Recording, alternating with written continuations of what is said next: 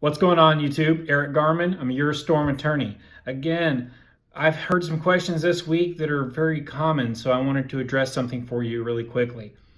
The issue is a demand to your insurance company. Now, this is a homeowner helping themselves, and I always suggest if you can handle a claim on your own, that's great, as long as you're making sure that you're complying with all the provisions in your policy, which can be very tricky. Just make sure you do it the right way.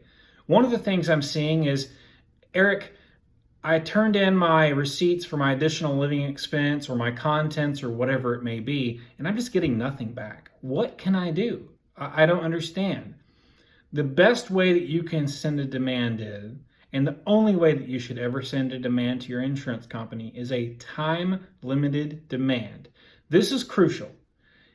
Any other demand, they can just take their time. They've not been given any restrictions or any expectation that time is of the essence, that they need to respond to you within a certain amount of time.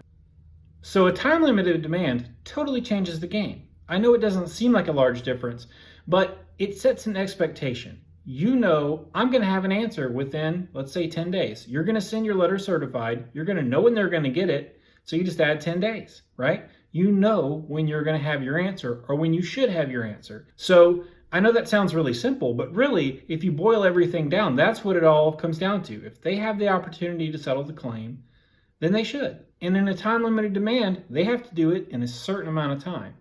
So a time-limited demand not only sets up an expectation of when you should be notified, there's also some pretty serious consequences if your insurance company fails to respond to a proper time-limited demand.